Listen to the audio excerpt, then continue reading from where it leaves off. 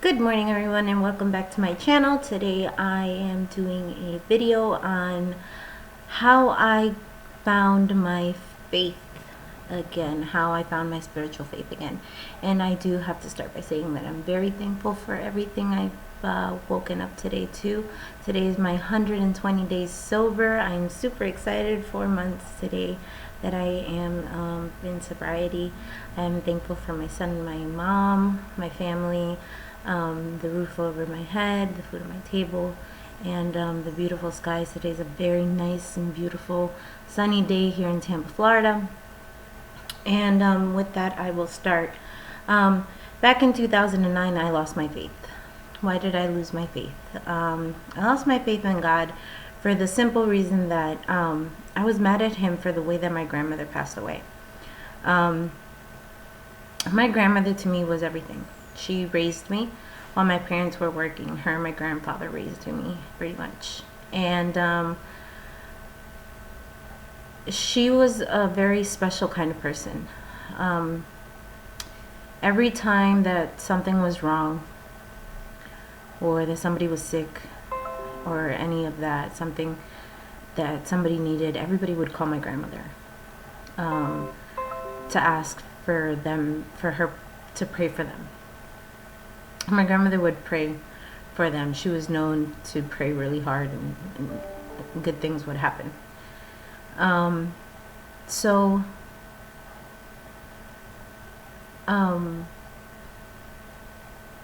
She was very devoted to God. Her and my godmother would go to Mass all the time when they lived in New Jersey. They would walk to church and be very devoted to the church. And she had a prayer for, I would say, every hour of the day. She would always walk around with her rosary beads and the Bible. You would always catch her praying. And she would always think about everybody first. She was very, very, very devoted, very religious. And one day, it was about 2 weeks after I got married, she fell into this coma. She had a stroke, and it took too long for the paramedics to get here. She didn't get enough oxygen to her brain, and there was brain damage. And she was left with 17% of brain activity. And she was pretty much in a vegetated coma. And we had to make the decision of pulling the plug.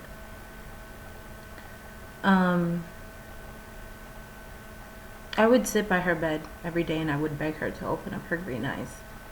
She had beautiful green eyes. They would turn from green to hazel. And I would put on her favorite church songs. I would play them by her ear.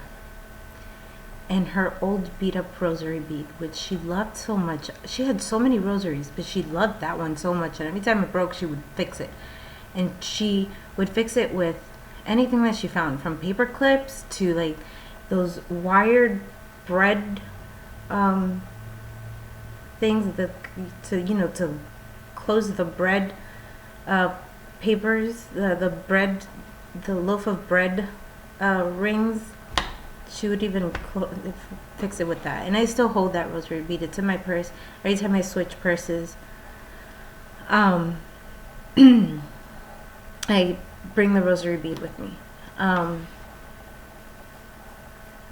I would pray the rosary by her bedside. And no matter how many times the doctors would tell me that she had no brain function whatsoever, I would tell them, "You're lying. You're not understanding." Because I would just, with my finger, I'd go ahead and I'd just rub her foot and her toes would wiggle.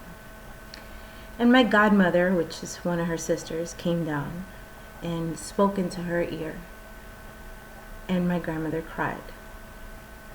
So how can somebody that not have brain function and be brain dead, like they would say, cry when they heard that person's voice? and the night that they were changing out her tubes and cleaning out her tubes. Cringe and cry, because that happened. So I saw my grandmother in so much pain and suffering. I got so mad at God. I stopped believing in Him. So for many years after that, I was upset. And then in 2011, I found out that I had a tumor in my pituitary gland, which made it difficult for me to get pregnant. Even madder, I got at Him, because He was taking away something that I wanted.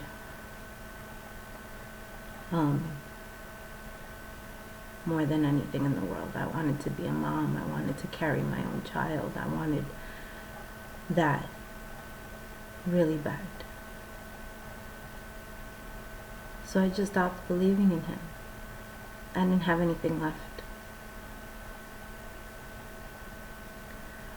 I tried to get my faith back, so I tattooed the word faith on my hand so it could remind me that I was looking for it. I went to churches. I went back to the Catholic Church. I went to confession first. And I confessed to the priest that I was mad at God. He asked me why, and I told him. Then I went to the Catholic Church. I wasn't feeling it. So I went to a non-denominational church. I was kind of feeling it. But it didn't last very long. I tried Buddhism, but I just couldn't stay still. So I let it go. And then I just kind of started my own conversations with Him. But it wasn't really faith. It was just conversating with Him whenever I needed something. But I didn't have that connection. I didn't feel that connection with Him. It was just, please help me here, and I promise I won't do this. Please help me here because I really, really need this, and I promise I won't do this again. Or I promise I'll go to church if you do this, if you get me through this, or if I'll do this, and you know.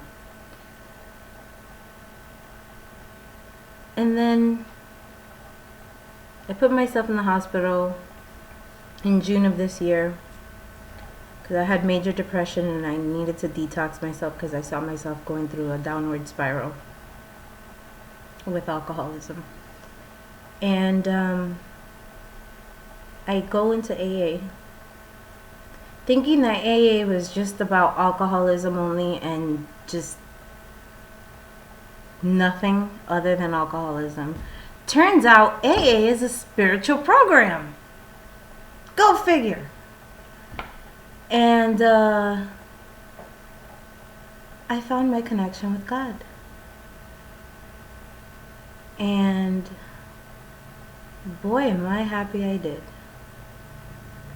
Who would have thought that AA would be my connection back to God? I knew I needed something stronger, something higher than me to get me through this turmoil. Because you see, my father passed away and my separation to my husband was right at the same time. My marriage started falling apart Actually, my marriage fell apart right when my father died. When my father was in the ICU and headed to hospice, then home with hospice, and then he passed away, is when my marriage fell apart. That's when I left my house. And that's when I moved into my parents' house.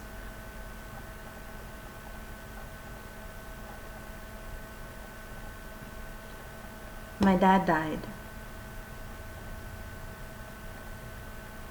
and I was a weekend drinker.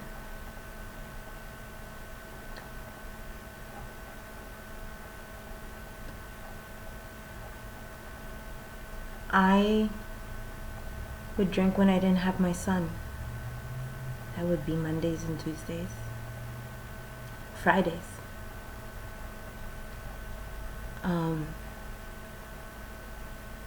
I would drink heavily. I would start early in the mornings and go into the night. My mom didn't have a problem because she would benefit from that because she's an alcoholic herself. And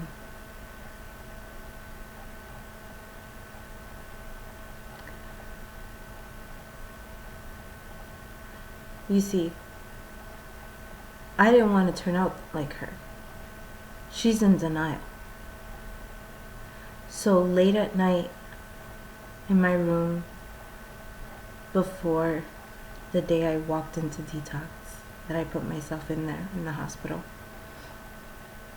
I spent a good week calling treatment centers and hospitals to figure out which one I was going to go to, until I found one that fit. And I did. And I went, spent 10 days in, detoxed, came out, did a quick intensive outpatient program, and started doing my online AA meetings. And today I am 120 days sober, and I'm very proud of it. I have my connection with God again, my spiritual connection, and I am extremely proud of it. And I couldn't ask for anything more because I needed that guidance. I needed something higher than me to get me through this emotional turmoil. See, once you're sober, all those emotions that you tried to hide with the bottle come up, and there's nothing that you can use to numb them up again. You can certainly pick up a bottle again if you want to, but I don't want to. I don't need another drink. I've worked so hard not to drink, to let all of this fall apart again. So, with that said, this is how I found my spiritual connection again. I hope you like the video. I hope you share it. I hope you subscribe to my channel. And tomorrow I'll come up with a new one. Thank you very much.